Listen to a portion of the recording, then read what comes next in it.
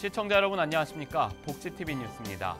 최근 들어 중앙정부뿐만 아니라 각 지자체는 이동약자에 대한 이동지원센터를 곳곳에 개소하고 있는데요. 경상북도가 장애인 콜택시의 운행을 지원하는 센터를 개소했습니다. 정두리 기자입니다. 경상북도가 광역 이동지원센터를 개소했습니다. 구미에 위치한 경북광역이동지원센터는 우병윤 경제부지사와 지역 국회의원, 시도의원과 관계자, 장애계단체 회원 등 200여 명이 참석한 가운데 개소식을 갖고 장애인 콜택시의 효율적인 운행을 지원합니다. 이번 개소식을 시작으로 경상북도는 구미시와 영주시 등 12개 시군을 대상으로 부릉콜 서비스를 실시하는 한편 향후 특별교통수단 도입과 서비스 범위를 점차 확대해 나갈 계획입니다. 지금까지는 시군별로 이렇게 콜센터가 있어서 여러 가지 불편한 점도 많았고 또 돈도 더 많이 들었고 한데 도 단위에서 18997770만 눌리면은 돈에 어디서나 언제나 연중 무휴로 이용될 수 있는 것이 이번 이동 지원센터라고 생각하면 되겠습니다. 한편 경상북도는 교통장애인 서비스 지역 확대와 함께 시군마다 다른 운영 규정이나 이용요금 등을 하나로 통합하고 교통약자의 이동권 보장과 편의 증진을 위한 종합계획을 수립 중에 있습니다. 복지TV 뉴스 정두리입니다. 놀이터는 아이들이 뛰어놀면서 즐거움을 갖게 해주죠. 더불어 성장하는 아이들에게 창의적인 생각을 갖게 해줄 수도 있는데요. 장애 어린이와 비장애 어린이가 함께 이용할 수 있는 이 통합 놀이터를 위한 안전기준 마련이 시급해 보입니다. 이명아 기자입니다. 모든 어린이가 함께 놀 수 있는 통합 놀이터를 만들기 위해선 장애 어린이를 배려하는 안전기준이 필요하다는 의견이 제기됐습니다. 새로운 놀이시설을 만들기 위해서는 어린이 놀이시설 안전기준을 통과해야만 합니다. 그러나 장애 어린이가 탈 수 있는 놀이시설은 안전기준에 충족하지 못해 놀이시설을 만드는데 한계가 있다는 지적이 나왔습니다. 놀이터를 만들 때 이거 이렇게 만들면 애들이 미끄럼 탈 수 있을 것 같은데요 라고 했는데 그게 그 안전관리법에 이렇게 하면 탈 수 있어라는 기준이 없으니까 디자이너분이 선뜻 그거를 못 하시더라고요. 전문가들은 어린이 놀이시설 안전기준에 시설물의 접근성이나 난이도를 고려한 최소 이용 기준을 추가해야 한다고 의견을 전했습니다. 복지TV 뉴스 이명호입니다. 경기도가 무주택 서민 17만 1000가구의 임대주택과 주거급여를 지원합니다. 특히 올해는 생계급여를 받는 수급자에 한해 임대보증금을 줍니다. 이현주 기자입니다. 경기도형 임대주택, 일명 따복하우스입니다. 주변 시세보다 임대료가 저렴한 데다 임대보증금 이자까지 지원받을 수 있어 신혼부부와 대학생, 사회초년생의 주거 부담을 덜어주고 있습니다. 월세도 합리적이고 시설도 굉장히 편리하고 윤택한 편이고요. 저희를 위한 여러 편의시설들이 많이 있어요. 그게 참 좋아요. 경기도가 올 한 해 서민 주택 정책을 담은 주거 종합계획을 발표했는데 주거 안정을 위한 지원을 확대하는 게 핵심입니다. 따복하우스는 올해 말까지 사업계획 승인이 모두 완료될 예정. 따라서 당초 목표를 뒀던 10,000호 공급이 오는 2020년까지 차질 없이 진행될 전망입니다. 주로 임대주택 공급 확대와 취약계층 주거복지 지원 강화, 청년층을 위한 베이비투 따복하우스 사업 등 서민과 중산층의 주거 안정을 위하여 속도감 있는 추진 등을 중점적으로 추진할 계획입니다. 무주택 서민을 위한 임대주택은 올해 총 4만 1000호가 공급됩니다. 지난해보다 8%가량 늘려 국민임대 11,000호를 포함한 32,000호의 공공건설임대, 매입 전세임대 9,000호 등이 계획에 들어갔습니다. 취약계층에게 지급되는 주거급여도 월 평균 13만 1,000원으로 전년 대비 2%가량 올랐습니다. 특히 매입 임대주택 신규 입주자 중 생계급여 수급자의 경우 최대 200만 원을 무이자로 지원하는 임대보증금 지원제도가 올해 처음 도입됩니다. 퇴거할 땐 일시 상환이 가능하기 때문에 사실상 보증금이 그만큼 줄어드는 셈입니다. 경기도는 이런 공공임대주택과 주거급여 등을 통해 모두 17만 1,000가구가 주거 지원을 받게 될 것으로 예측했습니다. 복지TV 뉴스 이현주입니다. 충북 충주시에서 지난해에 이어 올해도 제2회 충주시장배 충북장애인 게이트볼 대회가 열렸습니다. 충주에서 이재영 기자가 전합니다. 흰 중절모와 흰색으로 복장을 맞춰 입은 어르신들에게 시선이 집중되고 있습니다. 이분들은 바로 충북장애인 게이트볼 대회 심사위원들인데요. 지난 13일 오전 10시 충북 호암 제2체육관에서 충주시 장애인 체육회가 주최하고 충주시 장애인 게이트볼 연맹에 주관한 제2회 충주시장배 충북장애인 게이트볼 대회가 열렸습니다. 게이트볼 대회에는 충주시 장애인 총연합회 후원회의 후원으로 내빈 및 선수단 14팀 등 300여 명이 참석했습니다.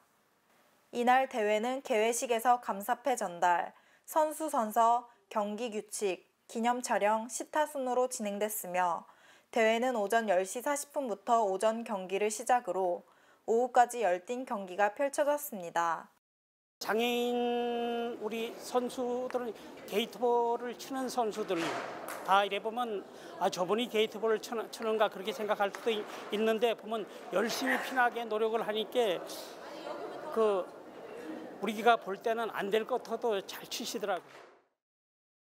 한편 장애인 게이트볼 대회는 장애인들을 대상으로 반복된 훈련 과정을 통해 신체적 약점을 보완해 사회의 일원으로 자립시키는 데 목적을 두며 시상은 우승, 준우승, 공동 3위, 우정상, 화합상으로 구분하여 수상자 모두에게 트로피와 시상금이 수여됐습니다.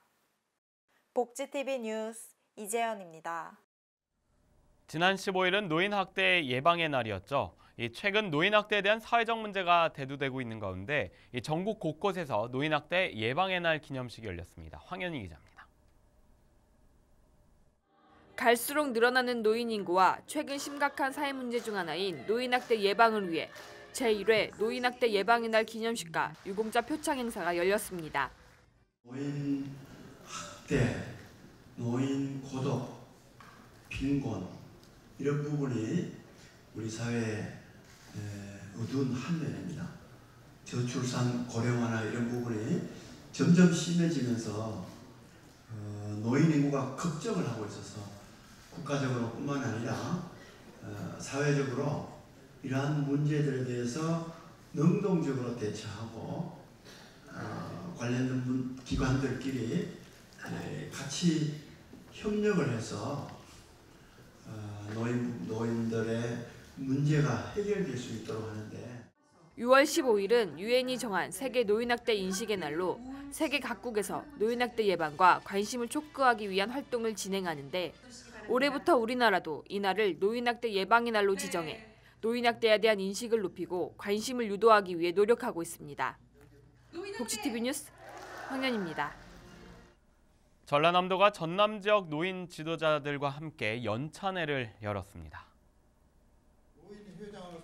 순천시 정원박람회에서 열린 이번 연찬회에서는 대한노인의 전남연합회와 도내 읍면동 노인회장 200여 명이 참석한 가운데 진행됐습니다. 연찬회에서는 노인의 전남연합회 강갑구 회장과 한국고령사회교육원 박종혜 원장의 강연이 있었습니다. 한편 이번 연찬회에서는 노인들이 사회 참여 활동으로 얻은 성과를 공유하는 우수 사례를 발표하는 시간도 함께 열렸습니다. 경상북도 영주시에 장애인 종합복지관이 개관했습니다. 앞으로 약 8천여 명의 지역 장애인들이 이용할 것으로 예상됩니다. 영주시 휴천동에 재활시설과 정보화교실, 목욕탕 등을 갖춘 지하 1층, 지상 1층 규모의 영주시 장애인 종합복지관이 개관했습니다. 복지관은 앞으로 지역장애인을 위한 다양한 프로그램을 마련하고 장애인 가족 지원이나 장애인 권익 옹호 등의 활동을 할 예정입니다. 한편 복지관 운영은 대한불교 조계종 사회복지재단에서 맡았습니다. 최근 들어 장애인들의 사회 참여와 일자리 참여에 대한 부분에 있어 바리스타라는 직업이 각광을 받고 있는데요. 전국의 장애인 바리스타들이 한자리에 모여 경연대회를 가졌습니다. 박준성 기자가 다녀왔습니다. 제6회 메타넷과 함께하는 장애인 바리스타 대회가 지난 15일 서울 서대문구청에서 열렸습니다.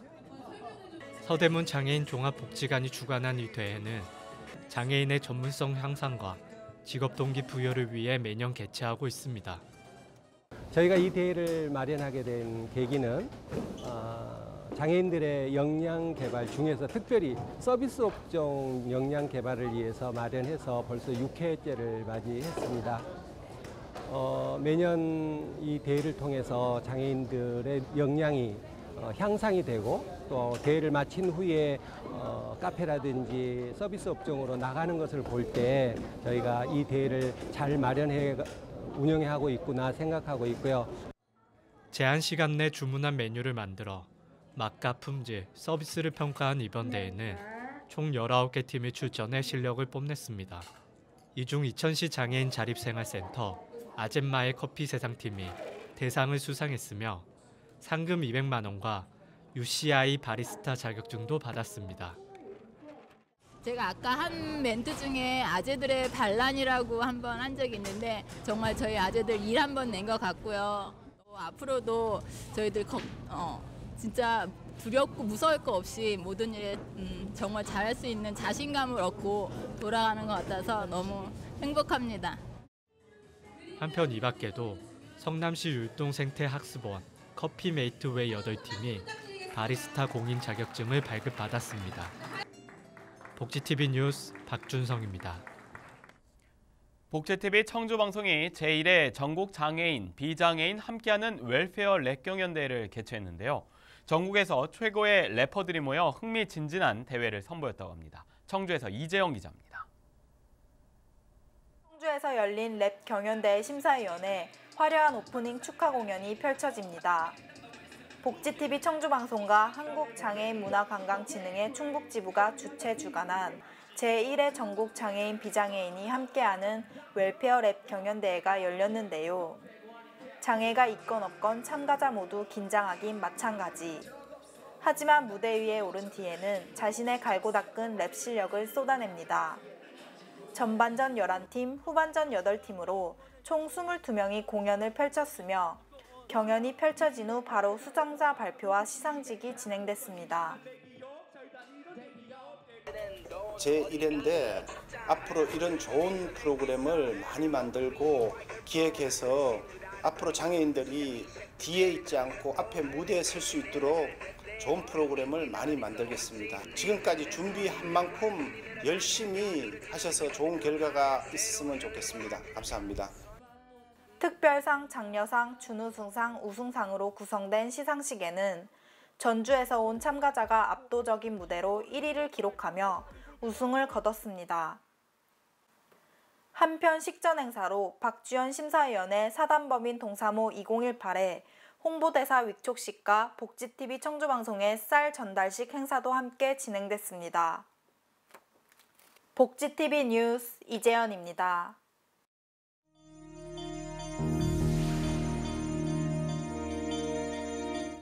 계속해서 간추린 뉴스 소식 전해드립니다. 경찰청이 한국장애인개발원과 발달장애인 권리 보호를 위한 업무 협약을 체결했습니다. 경찰청은 이번 협약을 통해 앞으로 발달장애인 권리 구제 활동과 발달장애인 전담 경찰관을 지정하게 됩니다. 또한 한국장애인개발원은 경찰을 대상으로 발달장애인 이해를 도울 수 있는 교육을 진행하게 됩니다. 한국장애인 문화예술단체 총연합회가 이달 26일부터 다음 달 14일까지 2017 제2회 국제장애인 미술대전 작품 공모를 시작합니다. 공모 부문은 평면, 입체 등 다양한 장르를 모집하며 한 명당 3점까지 접수할 수 있습니다. 한편 출품 방법은 국제장애인 미술교류 조직위원회 전화번호 02-2062-1571로 문의하면 됩니다. 경상남도가 오는 8월까지 주요 피서지에서 다양한 여름 축제를 개최한다고 밝혔습니다. 경남도는 오는 24일 통영 추봉도에서 한산도 바다체험 축제를 시작으로 다음 달 27일부터는 구조라, 학동, 와연 등 거제 지역 해수욕장에서 바다 축제가 펼쳐진다고 말했습니다. 이 밖의 소식은 장애인신문과 웰페어 뉴스 홈페이지를 통해 확인하실 수 있습니다. 이어서 이번 주 장애인신문 브리핑입니다.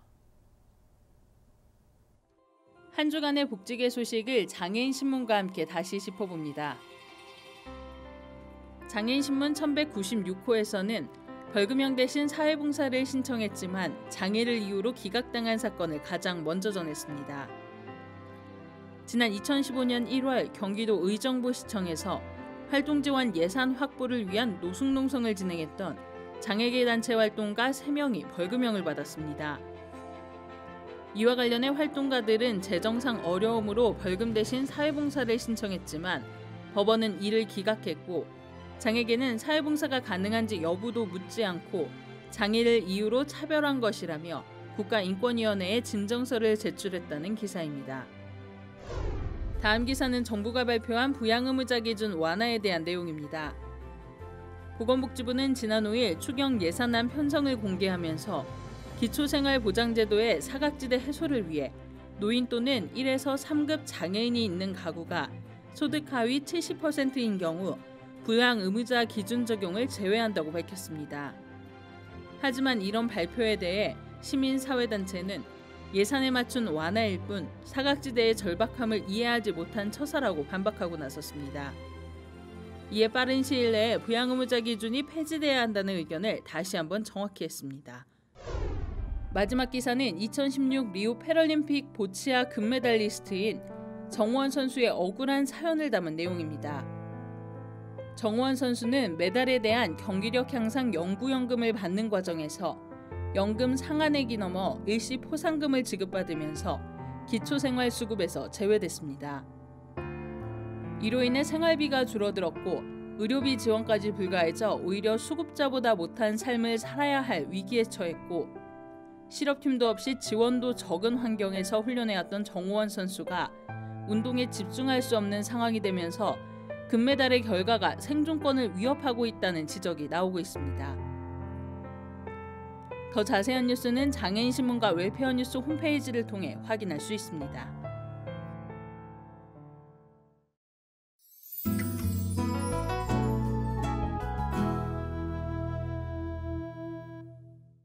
모두가 선망하는 신의 직장이자 세계 최대 소셜미디어 기업 서클에 입사하게 된 꿈 많은 메이는 모든 것을 공유하는 투명한 사회를 만들고자 하는 CEO 에이몬의 철학에 매료된다. 전 세계 2억 명에게 24시간 자신을 생중계하는 프로그램에 자원한 그녀는 모두가 주목하는 SNS 스타로 떠오르고 서클의 핵심 인물로 성공 가도를 달리기 시작한다. 한편 메이의 선택은 주변 사람들의 삶에 예상치 못한 영향을 끼치게 되는데 현대인에게 일상의 일부로 자리한 SNS가 정보 공유가 아닌 사생활 침해와 감시 목적으로 악용될 수 있다는 점을 그린 영화 더 서클. 관객들에게 정보의 투명성과 사생활의 자유를 두고 어떻게 균형을 유지해야 하는지 질문을 던지며 오는 22일에 개봉을 앞두고 있습니다. 10년 전의 살인사건을 인터뷰를 통해 과거와 현재를 오가며 사건의 진상을 파헤치는 이야기를 그린 뮤지컬 인터뷰. 오는 8월 20일까지 대학로 TOM 1관에서 공연되며 장애인과 국가유공자 할인 혜택이 있습니다. 공연장에는 장애인 휠체어석이 마련되어 있습니다. 잘못된 배려와 오해가 만들어내는 각기 다른 기억 속에서 복수와 희생, 용서가 반복되며 방황하는 세 남자의 이야기를 그린 연극 샌드백. 오는 7월 5일부터 9월 3일까지 드림아트센터 3관에서 공연되며 장애인과 국가유공자 할인 혜택이 있습니다. 공연장에는 장애인 화장실이 마련되어 있습니다. 다음 코너는 발달장애인 진행자가 직접 방송기사를 쉽게 만들고 참여하는 코너입니다. 안호준이 전하는 모두가 알기 쉬운 뉴스 함께 보시죠. 안녕하세요. 모두가 알기 쉬운 소식의 안호준입니다. 매달 마지막 수요일은 문화가 있는 날인 거 알고 계시나요? 이번 달은 28일이 문화가 있는 날인데요. 이날에는 영화관, 공연장, 박물관, 미술관 등을 할인 또는 무료로 입장할 수 있습니다. 오늘은 우선 미술관에서 그림을 보는 법에 대해서 설명해 드릴게요. 그림을 볼 땐 그림을 그린 이가 어떤 생각을 하면서 그림을 그렸을까? 라는 생각을 하면서 그림을 보시면 돼요. 한 가지 팁을 드리자면 우리 조상들이 그린 그림의 경우에는 그림의 오른쪽부터 왼쪽으로 그림을 살펴보면 그림을 그린 이의 생각을 읽기가 좀 더 수월하답니다. 그 이유는 옛날 사람들이 글을 쓰던 방향이 바로 오른쪽에서 왼쪽으로 썼기 때문입니다. 어때요? 별거 없죠? 그림을 이해하는 건 어려운 게 아니에요. 수학의 경우에는 1 더하기 1은 2라는 게 정해져 있지만 그림에는 정해져 있는 게 없어요. 내가 겪었던 일들을 바탕으로 그림을 그렸을 작가의 생각을 생각해보면 그게 바로 그림을 잘 이해하고 즐기는 거랍니다. 마지막으로 미술관에 갈 때는 음식을 가지고 들어가면 안 돼요. 큰 소리로 떠들어서도 안 되고요. 기념으로 사진을 찍고 싶다면 사진을 찍어도 되는 그림 앞에서만 찍을 수 있어요. 아무 그림이나 막 찍으면 안 된다는 거 꼭 알아두시고요. 오늘 제가 알려드린 것들만 알고 있으면 미술관은 절대 어려운 곳이 아니니까 부담 갖지 말고 한번 가보세요. 연일 땡볕에 가뭄이 점점 심각해지고 있습니다. 이 비라도 좀 시원하게 내려주기만 한다면 모든 게 다 해결되겠지만 아직은 그럴 기세가 보이지 않는데요. 가뭄이 이대로 계속되다가는 일상생활에 쓰는 물마저 부족해질 수도 있다고 합니다. 우리 모두 물 절약을 해야 할 때입니다. 나눔과 배려를 실천하는 방송 복지TV 뉴스를 마칩니다. 시청해주신 여러분 고맙습니다.